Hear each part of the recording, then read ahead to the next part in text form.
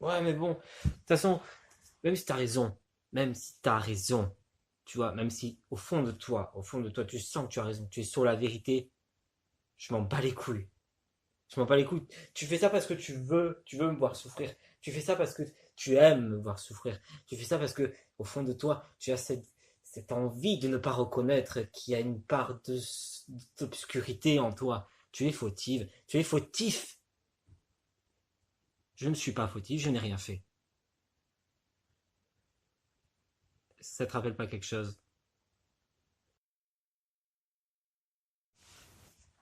En fait, si tu veux, pour t'expliquer un petit peu pourquoi c'était un trop bizarre, depuis, je sais pas, depuis la fin d'après-midi, le début de soirée, j'ai eu j'ai la sensation bizarre d'être tiré vers quelque chose. Ouais, j'ai l'impression d'être attiré en fait. C'est très bizarre. Et en même temps, j'ai envie de concrétiser cette attraction et d'un autre côté, je sais pas trop comment m'y prendre. Mais je sens que ça veut venir et je sens que j'ai envie de le laisser venir. C'est très curieux en fait. Donc au pire, je me suis dit, laisse l'intuition parler, tu verras au moment venu, on s'en fout quoi. Donc j'ai décidé de faire comme ça. En fait, ce que je voulais exprimer par ce début de vidéo, c'est le déni du runner, ou même le déni en général, mais on va parler des deux polarités, plus particulièrement du runner, parce que le déni du chaser, et je sais pas si on peut pas proprement parler, pas proprement dire parler de déni. Bon, écoute, on se concentre sur le runner. Si tu as envie d'en dire plus dans les commentaires par rapport au déni du chaser, fais-toi plaisir. Je suis pas un expert dans le déni chaser. Je suis même pas un expert dans le déni runner en fait. J'ai juste envie de mettre des mots sur un truc qui est arrivé progressivement et dont les situations m'ont amené à vérifier mon hypothèse, même si c'est pas vraiment une hypothèse, c'est plus un ressenti immédiat. Alors, pour t'expliquer la situation, j'arrive au travail avec cette idée-là du déni, que je veux en parler, je sais pas pourquoi, je veux en parler. Et la situation au travail me montre que effectivement je suis dans une forme de déni et que c'est peut-être pour ça que j'ai envie d'en parler. Qu'est-ce que je veux dire par là? Pour te la faire courte, le travail, tu sauras que c'est un milieu pas évident tous les jours, que donc du coup on peut se prendre moult réflexions dans la gueule et que ces réflexions ne font pas toujours plaisir à entendre. Et que parfois tu peux retourner les réflexions vers celui qui te les a lancées pour te dire que toi tu n'as rien fait et que s'il te dit ça, c'est peut-être qu'il ne t'aime pas ou qu'il a une idée derrière la tête. Est-ce que tu vois où je veux en venir par le déni? Ne pas arriver à se dire que peut-être on a merdé, que peut-être c'est notre faute, et toujours remettre la faute sur quelqu'un d'autre. Au lieu de juste accepter et de juste se pardonner et de juste aller de l'avant. Je suis désolé, j'ai encore du mal avec cette idée-là. Je n'arrive vraiment pas à me pardonner de certains trucs. Et sur le moment présent, c'est extrêmement dur pour moi de ne pas rejeter la faute sur les autres. Et quand je le fais, c'est vraiment très bizarre. Mais quand je le fais, je m'en rends compte. Quand je le fais, j'ai fini par m'en rendre compte que ça arrive, que c'est en train d'arriver, que c'est en train de se faire, tu vois. Et pourtant, j'arrive pas à m'en empêcher de le faire. Et puis à un moment donné, au lieu d'être dans le déni, j'ai accepté les critiques et je les ai vues comme peut-être que c'est le moment pour toi de passer à autre chose. Accepte les critiques et dis-toi que peut-être t'es plus fait pour ça. Si les critiques sont là, c'est peut-être aussi qu'il y a une raison et que peut-être ça te plaît plus au fond. Que peut-être il est temps de passer à autre chose et d'évoluer. Cet endroit où tu travailles depuis 2 ans, peut-être qu'il est temps de l'abandonner et que ça te fera pas de mal d'aller vers autre chose. Et cette idée-là, elle s'est incrustée dans ma tête et plus j'avançais et plus je la refusais. Parce que ça me terrifiait. Ça me terrifie complètement de passer à autre chose. Et j'ai fait le lien avec le runner. Le déni du runner, le déni du toujours accuser l'autre parce que la présence de l'autre provoque chez lui un sentiment d'insécurité dont il a besoin de trouver une source, un bourreau, une origine. Quelqu'un qui aura lancé cette fronde dans la gueule du runner pour lui faire ressentir ça, sauf qu'en fait, c'est pas conscient. Et ça, il en a pas conscience lui-même. Tu vois, il en a pas conscience lui-même que c'est pas volontaire. C'est guidé par l'effet miroir, tout ça. Mais au fond, le chaser, il a pas envie de faire souffrir son honneur. C'est la dernière idée qui lui viendra en tête. Et même s'il avait envie de le faire souffrir, c'est parce que lui-même souffre. Et donc, du coup, c'est toute une panoplie d'effets à la con. Mais au fond, le runner, il doit juste prendre conscience que derrière le chaser, il n'y a que de l'amour. Comme chez lui, en fait. Il n'y a que de l'amour. Mais c'est tellement brouillé, c'est tellement derrière un masque, derrière des blessures qui l'empêchent vraiment. C'est pour ça que j'ai tendance à dire que le runner, c'est tout à l'avance. Ce que je veux dire par là, c'est qu'il a conscientisé la réalité des choses, sauf qu'il n'y a pas accès. T'as jamais trouvé ça bizarre qu'un runner prenne les devants sans forcément expliquer pourquoi il le fait? T'as jamais trouvé ça bizarre qu'un runner n'explique pas ses intentions ou que même il pense ne pas avoir besoin de le faire?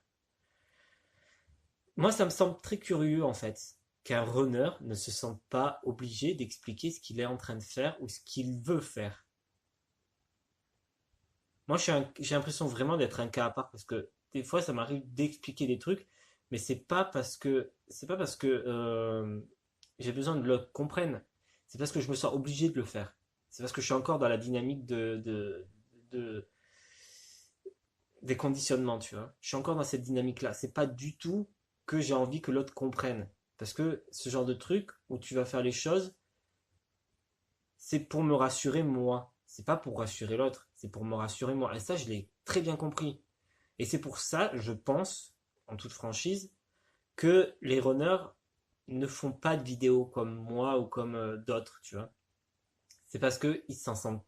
Non seulement ils ont peur d'être jugés, ça clairement ils ont peur d'être jugés, comme j'ai peur d'être jugé en ce moment par rapport à mes vidéos et mes dires, mais aussi je pense qu'ils se disent qu'ils n'ont pas besoin d'expliquer parce que la vérité leur apparaît à la gueule et qu'ils se disent que leur chaser aussi connaît la vérité et qu'ils se disent que c'est juste leur chaser qui est dans le déni alors que c'est eux qui sont dans le déni, mais le chaser aussi, mais dans un autre registre. Il y a une forme de déni derrière tout ça. Il y a une forme de déni d'accepter que la réalité puisse être multiple et de déni de se dire que notre réalité n'est pas foncièrement l'universel, mais qu'elle convient pas au plus grand nombre, mais qu'elle convient à la majorité des choses et que majoritairement elle fait avancer. Ça, on peut pas nier que le runner a un don pour faire avancer le truc. Même si c'est très maladroit, même si c'est très con, mine de rien, il fait carrément avancer. Il fait carrément avancer la donne. Mais le truc, c'est qu'il le fait par toute petite dose. Il intériorise tellement que des fois, on a l'impression que qu'il fout rien. Un peu comme le signe astrologique du cancer. Quand il travaille, on n'a pas l'impression qu'il travaille, alors qu'au fond, s'il n'était pas là, on verrait la différence. Mais le runner, c'est un peu ça. Tu n'as pas l'impression qu'il est là jusqu'au moment où il se casse. Parce que tu as vraiment l'impression qu'il fout rien. Et c'est pour ça, je pense que le runner a cette image de gros branleur. Et que c'est le chaser qui a l'impression de tout faire. Alors que non, si le runner n'était pas là, je te jure que le chaser le sentirait. Mais complètement. Le runner fait énormément avancer, mais à sa façon. En intériorisant et en canalisant. En fait, le runner, il a sa forme d'évolution, il a sa forme de progression, mais comme le disait un youtubeur qui m'a beaucoup inspiré pour les dernières vidéos, c'est en intériorité que ça se passe.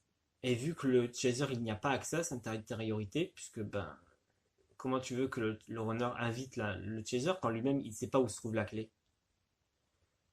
Mais voilà, tout se passe en intériorité et vu que le chaser n'est pas foncièrement à même de tout voir dans l'immédiat, ça peut arriver qu'il puisse voir et que le runner l'invite complètement à bras ouverts.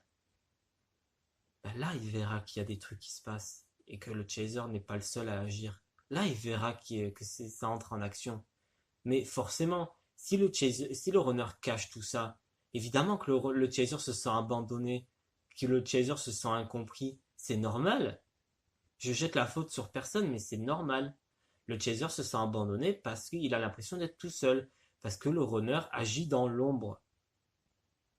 Et le runner croit que c'est la bonne méthode. Et c'est ça le déni du runner. C'est de croire que ce qu'il fait est bénéfique pour tout le monde. Et de croire que son chaser va s'adapter à sa façon de croire. Alors que non, ils doivent juste continuer sur leur route respective. Le runner avance dans l'ombre. S'il a envie d'aller dans la lumière, il ira. Un peu comme un poisson qui sort de l'eau. Mais il ira pas très longtemps, hein.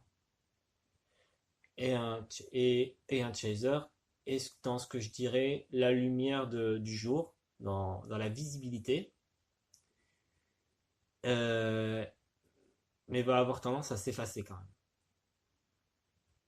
Par contre, ce qui est très paradoxal, ce que j'ai remarqué, c'est que les runners qui s'ignorent, enfin même les runners qui s'affirment, hein, oui, ils ont tendance à avoir un gros groupe social, à vouloir être dans ce que j'appellerais la lumière des projecteurs, mais à mon sens, ce n'est pas une lumière concrète, une lumière réelle.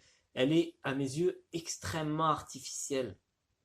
Ce que j'appelle lumière, c'est plus sortir du faux self, sortir de ses idées préconçues, sortir du déni et de croire que les choses vont aller parce qu'il sait que ça peut aller comme ça. C'est sûr. C'est sûr que ça peut aller comme ça si ça continue. C'est sûr qu'il y a une chance que ça puisse aller dans ce sens, puisqu'il a conscientisé, il a compris avant tout le monde que c'était la bonne voie. Mais comment tu veux aller dans le bon sens si tu ne communiques pas tes idées avant? Peut-être que c'est bon, peut-être. Il y a même de grandes chances. Le runner a de très bonnes idées. Le runner est très doué. Ça, à n'en pas douter. Le runner est une putain de mine d'or en termes d'idées et de connaissances. Mais bordel, partage, communique ce que tu veux dire.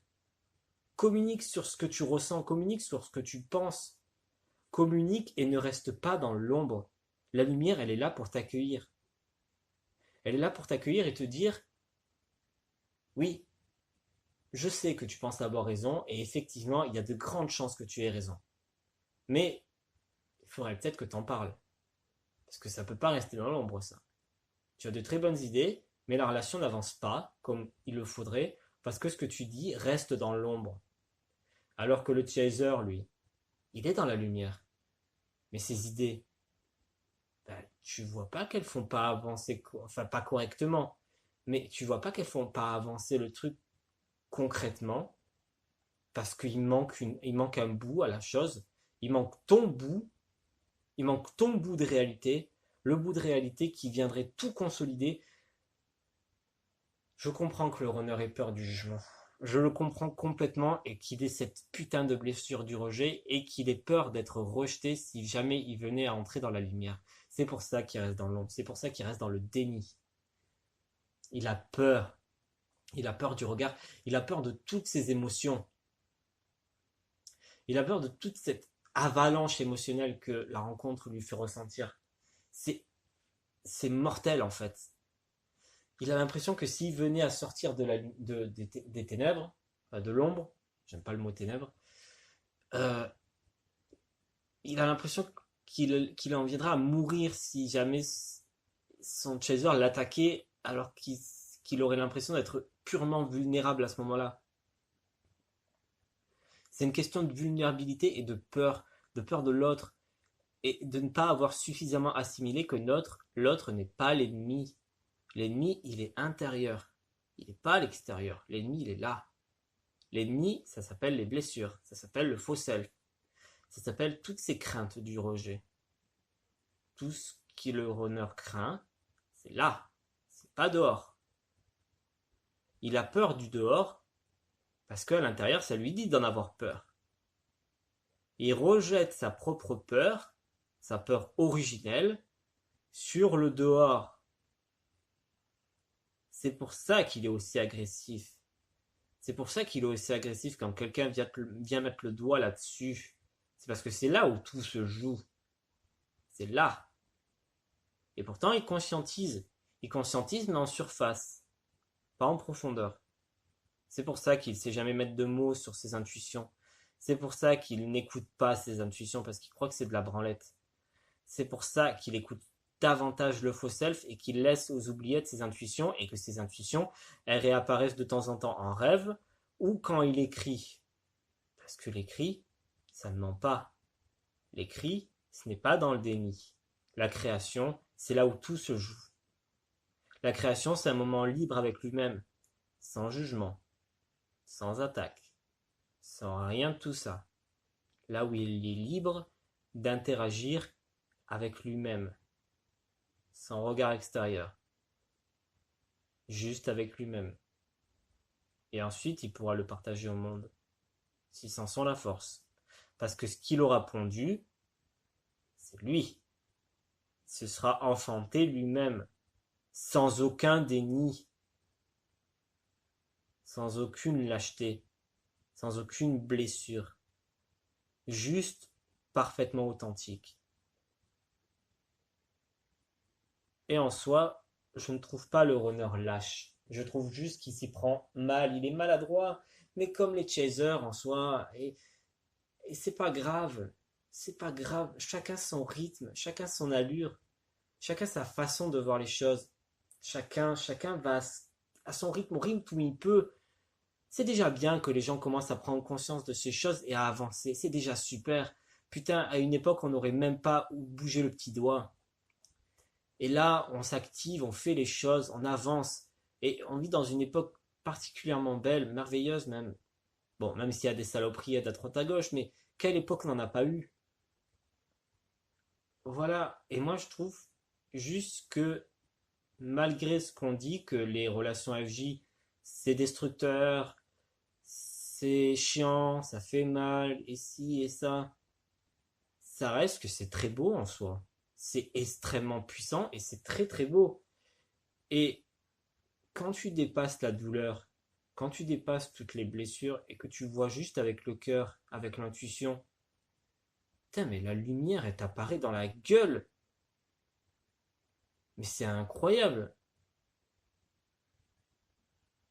Et je sais pas, quand tu sors de tout ça, de toutes ces mécaniques, j'en suis encore dedans, hein, je suis en plein dedans. Mais quand tu sors un chouïa de ces mécaniques, c'est violent comment c'est. Enfin, je sais pas, c'est intense au possible, c'est puissant. Enfin, je saurais pas expliquer. Et je pense que c'est dans tout ça dont le runner il a peur de se libérer parce qu'il pense que s'il se libère, il va avoir droit à un truc encore plus malsain. Mais inconsciemment, il a compris, tu vois, que il fallait faire ci, il fallait faire ça. Mais le fait qu'il n'en parle pas avec son chaser, c'est ça qui crée le sentiment d'abandon. Parce qu'il y a le manque de communication. Le chaser a besoin de comprendre son runner. Et le runner pense que c'est pas la peine. Parce qu'il a peur. Et parce qu'il pense que c'est la bonne chose à faire. Alors que pas du tout. Il y a un problème d'interprétation des choses en fait. Le runner n'abandonne pas son chaser et le chaser ne rejette pas son runner. C'est juste un problème de blessure mutuelle, tu vois. C'est c'est de l'interprétation chacun à son tour, tu vois. Mais je sais pas, c'est comme ça.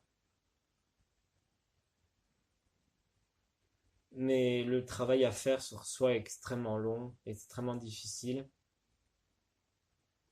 Tu vas devoir passer par beaucoup d'épreuves.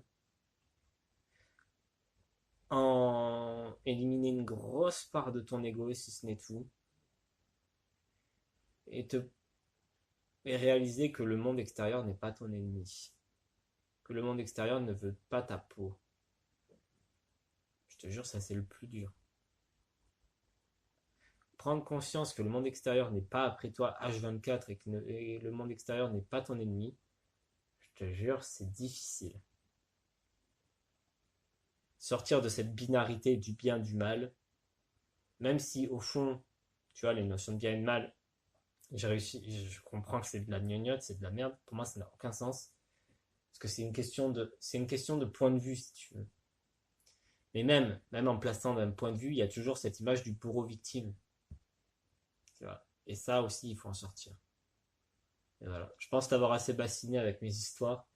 Si t'as des trucs à raconter en commentaire, te gêne pas. Fais comme chez toi.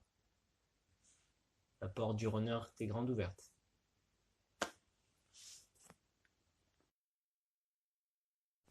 Ah oui, et je voulais encore te bassiner une dernière fois. Euh, Il y a une autre raison aussi. Enfin, cette raison, en fait, elle saute aux yeux au déni du runner. C'est que tout simplement, il ne se fait pas confiance. Il se sous-estime constamment. Comment tu veux qu'il croie en lui, en ses capacités, s'il est tout le temps comme ça? C'est ça le déni, c'est son manque de confiance en lui. Voilà. Bon, là, je crois que c'est fini.